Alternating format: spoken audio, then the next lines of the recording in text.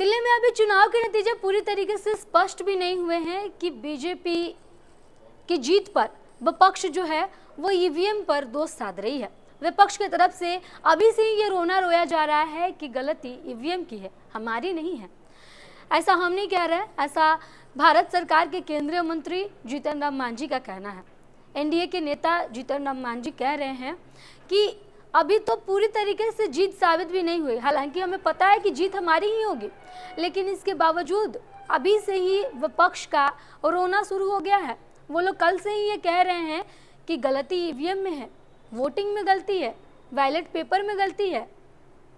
क्या कुछ कह रहे हैं जीतन राम मांझी, उनके बयान को सुनाते हैं। आगे दिखाया जा रहा है सर, आगे दिखाया जा रहा है नहीं, आगे है और आगे रहेगा। हाँ सर, आपको नहीं लगता है कि फिर कांग्रेस ईवीएम का रोना रोएगी? निश्चित रूप तो पहले ही से कह रहा है लोग, वो कल ही से वो लोग रोना रो रहा है कि ईवीएम में गड़बड़ी है, वोटर लिस्ट में गड़बड़ी है, कितना दिन में वोटर लिस्ट बहुत काफी बढ़ा दिया, तो वो लोग तो इस तरह का बहाना करवे करे। क्या राहुल गांधी को कुछ सलाह देंगे? कहेंगे कि कम से कम सोच समझ के बात करें, मैच्योरिटी लावें। अब जवान हो रहे हैं, अब बच्चे नहीं हैं। किनकी सरकार बनेगी सर? दिल्ली में किनकी सरकार बनेगी? भाजपा की सरकार बनेगी, भाजपा की सरकार। तेजस्वी यादव को लेकर लालू प्रसाद यादव ने कहा है कि 2025 में बनाएंगे, उनको बनाना है, हम डरे नहीं, नहीं डरेंगे। अपना बेटा को कौन नहीं चाहेगा कि भाई मुक्ति न हो, लेकिन वो ख्याली पुलाव है, दीवा स्वप्न है। वो कोई अपराध वैसा नहीं यहाँ पर है। जो भी कार्रवाई होती है तुरंत ही कार्रवाई होती है।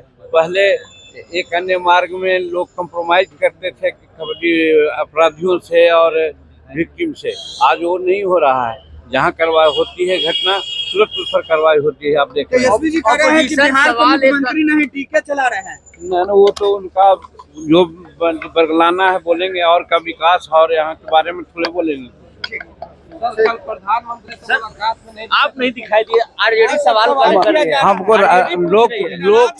लोकसभा में हमारा क्वेश्चन था, उसका हम रिव्यू कर रहे थे और वो लोग एक बैग जाकर के मिल गए, तो हम रिव्यू करेंगे, क्वेश्चन का जवाब देंगे। चिंता हो रही है,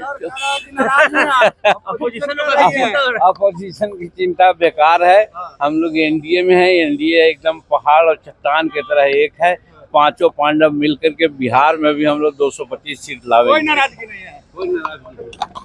तो सुना आपने जीतन राम मांझी को। जीतन राम मांझी कह रहे हैं कि दिल्ली में बीजेपी की सरकार बनेगी और ये तय हो चुका है। पहले से ही बीजेपी पर भरोसा जो है वो लोग जता रहे थे। अरविंद केजरीवाल की हार होनी तय है। आज के रुझान ये साबित कर रहे हैं कि किस तरीके से लोगों ने प्रधानमंत्री नरेंद्र मोदी के नेतृत्व वाली सरकार को सराहा है। किस तरीके से दिल्ली की जनता जो है वो अरविंद केजरीवाल के शासन से उब चुकी है। अब चाहती है वो कि अब बीजेपी जो देश का बागडोर अपने हाथ में ली हुई है, जो एनडीए देश का बागडोर अपने हाथ में ली हुई है, वो दिल्ली का भी बागडोर ले। लिहाजा ये परिणाम तो आने ही थे। जब जीतन राम मांझी से सवाल किया गया कि कल बिहार के जितने भी सांसद हैं वो प्रधानमंत्री नरेंद्र मोदी से मिले थे और उन्होंने प्रधानमंत्री नरेंद्र मोदी का बजट को लेकर के शुक्रिया भी अदा किया। जिस तरीके से बिहार को बजट में काफ़ी कुछ मिला, उसको लेकर के तमाम लोग पहुंचे हुए थे, लेकिन उसमें जीतन राम मांझी गायब थे। एनडीए के लगभग 30 नेता पहुंचे हुए थे, लेकिन जीतन राम मांझी उसमें दिखाई नहीं दे रहे थे, जिसको लेकर के काफ़ी जो है चर्चाएँ शुरू हो गई कि क्या जीतन राम मांझी एनडीए से बाहर है। इसको लेकर के जीतन राम मांझी ने कहा कि वो उस वक्त कुछ काम करने के लिए गए थे। बजट में जो उन्होंने अपनी मांगें रखी थी, उन मांगों को लेकर के वो बात कर रहे थे। उसी दौरान तमाम एनडीए के नेता जो सांसद हैं वो लोग पहुंच गए, प्रधानमंत्री से उन्होंने मुलाकात की, उनका आभार व्यक्त किया और उस वक्त जीतन राम मांझी नहीं जा सके। लेकिन जीतन राम मांझी पूरी तरीके से एनडीए में हैं और 2025 में जो विधानसभा का चुनाव होने वाला है उसमें सब लोग साथ मिलकर लड़ेंगे और 225 से ज़्यादा सीटें जीत कर दिखाएंगे।